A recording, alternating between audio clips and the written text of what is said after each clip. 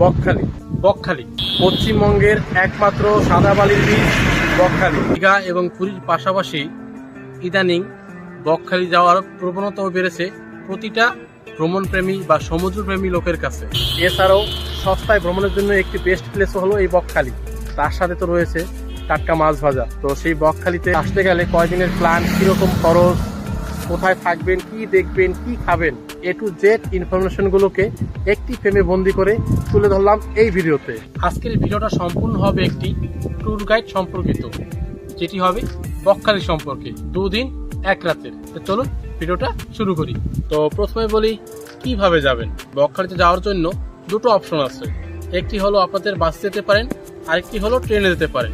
যদি আপনারা ট্রেনে যান তাহলে সবার আগে যেতে হবে আপনাদের নামখানা, অর্থাৎ শিয়ালদা থেকে নামখানা আপনাদের যেতে হবে। শিয়ালদা থেকে নামখানা যাওয়ার যে সকল ট্রেন রয়েছে সকালের, সেরকম কিছু ট্রেনের টাইম টেবল আমি ডিসপ্লেতে দিয়ে দিচ্ছি। আর এর সাথে সাথে আপনাদের বলে রাখি, শিয়ালদা থেকে নামখানায় যাওয়ার জন্য অ্যাপে যদি আপনারা সার্চ করেন তাহলে 2টো ট্রেন দেখাবে। আর অধিকাংশ ট্রেনই কিন্তু লক্ষ্মীকান্তপুর লোকাল দেখাবে। আর যে সমস্ত ট্রেনগুলো আপনাদের লক্ষ্মীকান্তপুর লোকাল দেখায়, সেই ট্রেনগুলো লক্ষ্মীকান্তপুর যাওয়ার পরে নাম্বার প্লেট চেঞ্জ হয়ে তখন হয়ে যায় নামখানা লোকাল। অর্থাৎ লক্ষ্মীকান্তপুর লোকাল যে সমস্ত ট্রেন আপনারা উঠবেন, সেই একই ট্রেনে আপনারা চলে যেতে পারবেন নামখানা। আর যদি আপনারা বাসে আসেন তাহলে ধর্মতলা থেকে অনেক বাস সরাসরি বকখালিতে চলে আসে। বাস ভাড়া মোটামুটি 105 টাকা থেকে শুরু হয়। বকখালিতে যদি আপনারা বাসে আসেন তো সরাসরি চলে আসলেন বাসে, আর যদি ট্রেনে আসেন তো চলে আসতে হবে নামখানা। আর নামখানা থেকে আপনাদের অটো, টোটো কিংবা গাড়িতে করে চলে আসতে হবে বকখালিতে। এর সাথে সাথে আরেকটি বিষয় আপনাদের বলে রাখি, যদি আপনারা নামখানা স্টেশন থেকে বাইরে বেরোলে পেয়ে যাবেন প্রচুর অটো, টোটো কিংবা ম্যাজিক গাড়ি। এগুলো আপনারা রিজার্ভ কিংবা শেয়ার গাড়িতে আসতে পারেন। শেয়ার গাড়িতে আসলে মোটামুটি 70 টাকার মতো ভাড়া পড়বে। আর যদি রিজার্ভে আসেন তাহলে 300 থেকে 400 টাকা লাগবে। মানে এখান থেকে যদি গাড়িতে যান তাহলে কিন্তু রেটটা অনেকটা বেশি। আর আপনারা যদি হাঁটা পথে 5 মিনিট হেঁটে যদি আপনারা মেন রোডে যান, তবে সেখান থেকে আপনারা অনেক কম রেঞ্জে বকখালি পৌঁছতে পারবেন। যদি আপনারা বাসে যান ভাড়া পড়বে পার হেড 28 টাকা। যদি আপনারা টোটো বা অটোতে যান মোটামুটি 40 থেকে 50 টাকায় আপনারা যেতে পারবেন। আর রিজার্ভ গেলে 200 থেকে 250 টাকা। এভাবেই চলে আসুন আপনারা বকখালিতে। আর ট্রেনে আসার ব্যাপারে আরও একটি ব্যাপার আপনাদের বলে রাখি, যদি আপনারা ট্রেনে আসেন খুব সকাল সকাল বকখালির উদ্দেশ্যে রওনা করতে হবে। সেক্ষেত্রে বেশ কয়েকটি ট্রেন রয়েছে। আমি আপনাদের সাজেস্ট করবো 5টা 16 ট্রেনতে ধরার। এই ট্রেনে আসলে খুব তাড়াতাড়ি বকখালি পৌঁছতে পারবেন এবং অনেক ফাঁকায় ফাঁকায় আসতে পারবেন। এর পরবর্তীতে যে সকল ট্রেন রয়েছে সেই সকল ট্রেনে কিন্তু প্রচুর পরিমাণে যাত্রী হয়, যার কারণে সিটে বসে আসা বা দাঁড়িয়ে আসা অনেকটা চাপের হয়ে যায়। তাই আমি আপনাদের বলবো 5টা 16 ট্রেন ধরে আপনারা চলে আসুন নামখানা। আর ট্রেনে আসতে আপনাদের সময় লাগবে 2 ঘন্টা 40 মিনিট থেকে 3 ঘন্টা। নামখানা থেকে বকখালির দূরত্ব 26 কিলোমিটার। তো সেটাও মোটামুটি যদি আপনারা বাসে আসেন 45 মিনিটের মতো সময় লাগবে। আর টোটো বা অটোতে আসলে মোটামুটি 1 ঘন্টার মতো সময় লাগবে। তো চলে তো আসলেন বকখালি। এবার আপনার প্রথম কাজ হলো হোটেল খোঁজা। যদি আপনারা হোটেল বুক করে আসেন তবে অবশ্যই আপনারা হোটেলে উঠুন, অথবা বুক না করে আসেন তবে বকখালিতে অনেক হোটেল রয়েছে। আপনাদের পছন্দ অনুযায়ী লো বাজেট কিংবা হাই বাজেট মোটামুটি 300 টাকা থেকে শুরু করে বিভিন্ন রেঞ্জের হোটেল আপনারা পেয়ে যাবেন। তো আমরা ছিলাম হোটেল পিঙ্কিতে, আর তার নাম্বারটাও আমি ডেসক্রিপশনে দিয়ে দিচ্ছি। আপনারা চাইলে এই হোটেলেও উঠতে পারেন, তবে সেটা আপনাদের ব্যক্তিগত বিষয়। আর এর সার্ভিস মাঝারি মানের, রাতের মশার উৎপাত মারাত্মক। তো যাই হোক, এটা আপনাদের ব্যক্তিগত বিষয়। মোটামুটি এর রেট 600 থেকে শুরু হয় হোটেল পিঙ্কির। তো হোটেল তো নিলেন, এবার আপনারা যদি চান যে নিজেরা রান্নাবান্না করে খাবেন, খেতে পারেন, সেই ব্যবস্থা রয়েছে এই হোটেলে। যদি মনে করেন না আমরা বাইরে খাবো, সেটাও আপনারা খেতে পারেন, সেই ব্যবস্থা রয়েছে বকখালিতে। বকখালিতে প্রচুর রেস্টুরেন্ট রয়েছে বিভিন্ন ধরনের খাবারের জন্য। তো আপনারা যদি সংখ্যায় বেশি হন আমি বলবো রান্নাবান্না করে খান, অথবা যদি সংখ্যায় কম হন 1 জন বা 2 জন বা 3 জন, তাহলে বাইরের কোনো রেস্টুরেন্ট থেকে আপনারা খেয়ে নিতে পারেন। যেহেতু সকাল সকাল আসছেন অনেকটা ক্লান্ত, তাই একটু ফ্রেশ হয়ে হালকা পাতলা কিছু খেয়ে নিন। যদি আপনারা রান্নাবান্না করে খেতে চান তাহলে বকখালি মার্কেট আছে, সেখান থেকে কেনাকাটা করে আপনারা রান্নাবান্না করে খেতে পারেন।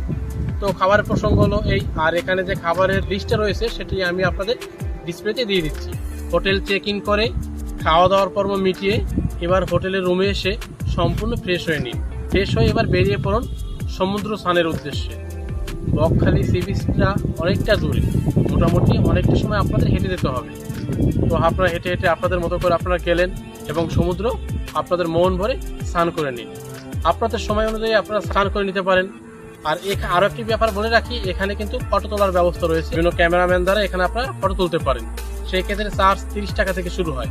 যদি আপনাদের মনে হয় যে ফ্রি হিসাবে কিছু ফটো তুলবেন তাহলে তুলতে পারেন, যাই হোক এটা আপনাদের ব্যক্তিগত বিষয়। আপনাদের সময় অনুযায়ী আপনারা মন ভরে স্নান করে নিন।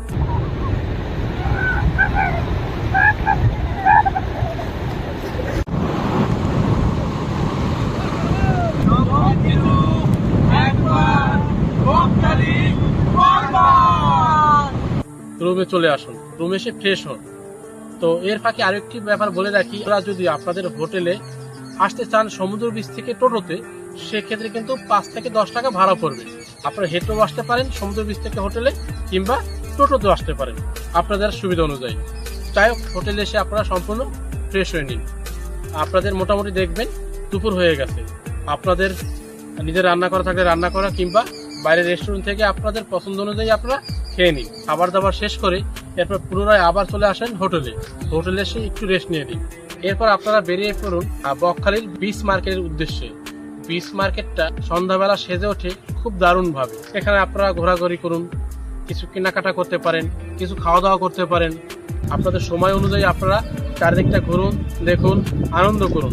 আর এখানে চেয়ার পেয়ে যাবেন বসার জন্য। সেই চেয়ারের ভাড়া প্রতি ঘন্টা 10 টাকা। এখানে বসে বসে আপনারা বিশুদ্ধ হাওয়া, আর কি সমুদ্রের বিশুদ্ধ হাওয়া উপভোগ করতে পারেন। সকল কাজকর্ম সেরে আপনারা আবার হোটেলের উদ্দেশ্যে রওনা করুন। আর যখন বিচ থেকে আপনারা উপরে উঠবেন, সেখানেও আপনারা প্রচুর খেলনা সহ যাবতীয় দোকানপাট পেয়ে যাবেন। এখান থেকেও আপনারা কিছু কেনাকাটা করে নিতে পারেন, তবে এখানের দাম কিন্তু তুলনামূলকভাবে অনেকটা বেশি। এখান থেকে আপনাদের পছন্দ অনুযায়ী আপনারা যা খুশি কিনুন। এরপর রাতের খাবার বকখালি কোনো রেস্টুরেন্ট থেকে রাতের খাবারটা আপনারা খেয়ে নিতে পারেন। আর এর সাথে আরো একটি বিষয় আপনাদের বলে রাখি, বকখালিতে যদি আসেন এখানে মাছ ভাজা খেতে একদম ভুলবেন না, কারণ দীঘা পুরীর তুলনায় এখানে মাছগুলো কিন্তু টাটকা মাছ পেয়ে যাবেন। তো সেটা অবশ্যই আপনারা মিস করবেন না। তো যাই হোক, রাতের খাবার খেয়ে আপনারা এবার আপনাদের হোটেলে চলে আসুন এবং আজকের দিনের পর্ব শেষ করে ঘুমিয়ে পড়ুন। নেক্সট ডে, আজকে আপনাদের ডে 2। সকাল সকাল উঠে আপনারা বকখালি সি বিচে চলে আসুন সূর্যোদয় দেখার জন্য। যদি মেঘলা আকাশ থাকে তো সম্ভাবনা খুব কম, যদি আকাশ পরিষ্কার থাকে তবে সূর্যোদয় দেখতে পারেন, খুব ভালো লাগবে। এখানে সকালবেলা কিছুটা সময় বিচে হাঁটাহাঁটি করুন। এরপর আপনারা উপরে উঠে ছোট ছোট যে দোকান রয়েছে সেখান থেকে সকালের ব্রেকফাস্টটা করে নিতে পারেন। তো সকালের ব্রেকফাস্টটা আপনারা করে এবার কোনো টোটোর সাথে কন্ট্যাক্ট করুন বকখালি সাইট সিন করার জন্য। বকখালি মূলত 4টে সাইট সিন হয়: Henry island, Kargil beach, fishing harbour, সে দেখাবে আপনাদের ফ্রেজারগঞ্জ। এই 4টি হলো মূল স্পট মানে বকখালিতে দেখার জন্য। এই 4টে স্পটের জন্য আপনার ভাড়া পড়বে প্রতি টোটো 250 থেকে 300 টাকা। অনেক সময় বেশিও চেয়ে বসে, একটু দরদাম করে নেবেন। আর একটি টোটোতে মোটামুটি 4 থেকে 5 জন বসতে পারবেন। তো আপনারা প্রথমে চলে আসুন হেনরি আইল্যান্ড, খুব সুন্দর একটি জায়গা। আর এখানে প্রবেশ করার ক্ষেত্রে পার হেড দিতে হবে 10 টাকা এবং প্রতিজন্য দিতে হবে 10 টাকা। মানে সংখ্যায় যেই কয়জন হবে প্রতিজনের জন্য 10 টাকা, সাথে টোটোর জন্য 10 টাকা। ভিতরে ঢুকলেন, অনেকটা দূর আপনাদের টোটো নিয়ে যাবে ভিতর দিয়ে। তবে আপনারা যদি চান এখানেও থাকার কিন্তু সুব্যবস্থা আছে। মানে আপনারা যাচ্ছেন হেনরি আইল্যান্ডের দিকে, যেতে যেতে দেখবেন চারিদিকে প্রচুর মাছের ঘের রয়েছে। কিছুটা সময় যাওয়ার পর তো আপনাদের একটি নির্দিষ্ট স্থানে দাঁড় করিয়ে দেবে। সেইখান থেকে নেমে আপনারা ভিতর দিকে একটু হেঁটে যেতে হবে। যাওয়ার পথে আপনারা দেখতে পাবেন কাঠের ব্রিজ।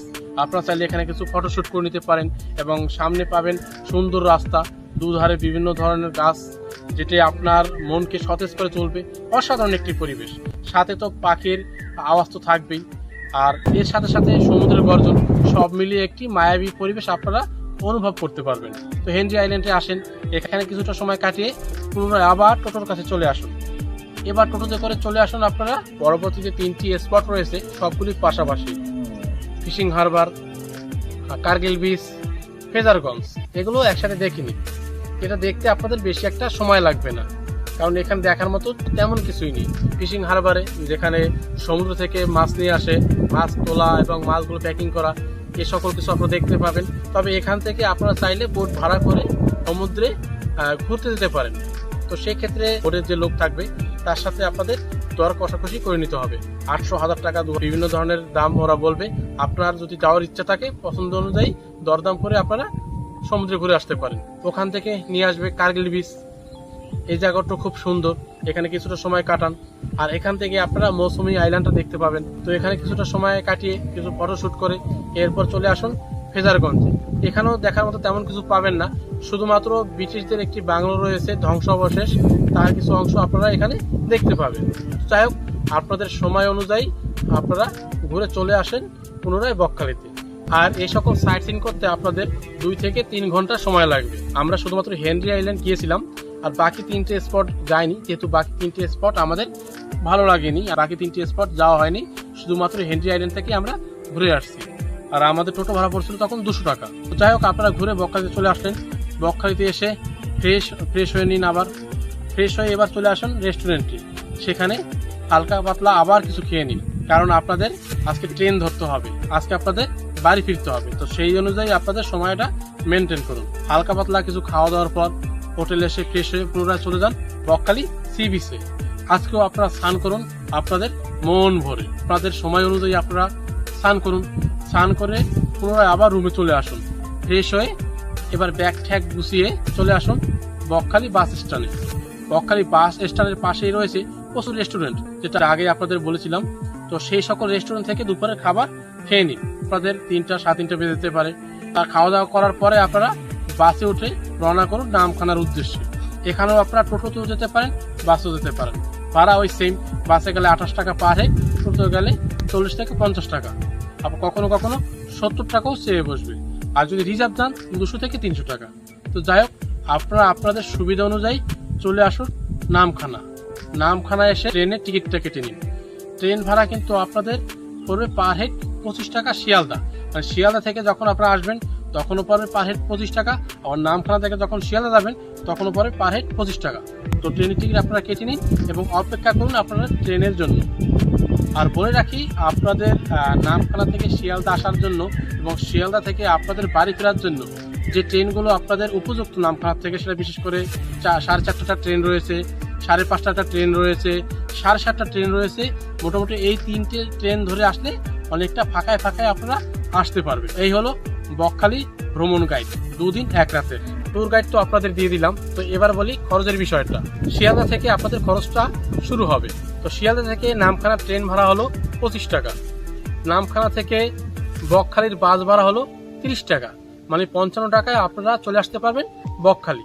আর যদি আপনারা টোটোতে বা অটোতে আসেন সেক্ষেত্রে কিন্তু ভাড়া পড়বে 40 থেকে 50 টাকা, একটু বেড়ে যাবে।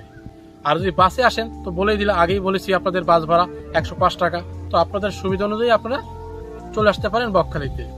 এরপর হোটেল যদি নেন, যদি 2 জন আসেন 400 বা 500-র মধ্যে কিংবা 600-র মধ্যে মোটামুটি লেভেলের হোটেল আপনারা এখানে পেয়ে যাবেন। কিন্তু হোটেল ভাড়া হয় 500 টাকা নন এসি, আর এসি নিলে কিন্তু 1000-1200 টাকা পড়ে যাবে। 2 জনও থাকতে পারেন, 3 জনও থাকতে পারেন। তাহলে হোটেল ভাড়া আপনারা যদি 2 জন ধরে নেই, তাহলে আপনার হোটেল ভাড়া নন এসি পরে পার হেড 300 টাকা, 2 দিনের জন্য 600 টাকা। এবার বলি খাবার দাবার ব্যাপারটা। মোটামুটি 70 টাকা থেকে শুরু হয়। এখানে খাবার দাবার সিস্টেমটা কিন্তু 2 ধরনের। একটা হলো মিল সিস্টেম, আর একটা হলো থালি সিস্টেম। মিল সিস্টেমের খাবার হলো আপনার পেট ভরে যত খুশি তত খেতে পারবেন। আর থালি সিস্টেম হলো আপনারা একবার যে খাবারটা দেবে সেই খাবারটাই আপনারা খেতে হবে, এর রেটটা অনেকটা কম। আর মিল সিস্টেমের খাবার রেটটা অনেকটা বেশি। মিল সিস্টেম মোটামুটি 60 টাকা থেকে শুরু হয়। মানে ভেজ যদি খান 60 টাকা শুরু, আর ডিম ভাত খেলে 80 টাকা, মাছ ভাত খেলে 90 টাকা, 100 টাকা, চিকেন খান তাহলে 120 টাকা। এরকম একটা রেট আপনারা ধরে নিন। তাহলে আমি ধরে নেই একজন ব্যক্তির প্রতিদিন খাবার খরচ 200 টাকা, 2 দিনে 400 টাকা। এরপর আপনার সাইট সিন করার জন্য টোটো ভাড়া 300 টাকা ধরি, সেখানে পার হেড হলো 150 টাকা। আরো আনুষঙ্গিক মিলিয়ে ধরি 150 টাকা। এরপর আপনার ব্যাক করার ক্ষেত্রে সেম একই ভাড়া 55 টাকা লাগবে শিয়ালদা যেতে। আপনাদের 600 থেকে 1000 টাকার মধ্যে কমপ্লিট হয়ে যাবে। সিজন অনুযায়ী একটু কম বেশি হতে পারে। আমি আপনাদের যাওয়ার জন্য যে খরচে মানে ট্যুর গাইডের খরচ হিসাবে তো আপনাদের একটি আইডিয়া দিয়ে দিলাম, এর থেকে একটু কম বেশি হতে পারে। তো এই হলো বকখালি 2 দিন 1 রাতের ট্যুর গাইড এবং তার খরচ সমূহ। তো এই হলো আজকের ভিডিও। তো কেমন কি লাগলো অবশ্যই কমেন্ট বক্সে কমেন্ট করে জানাবেন। ভালো থাকবেন, সুস্থ থাকবেন। দেখা হবে পরবর্তী কোনো নতুন ভিডিওতে। টাটা।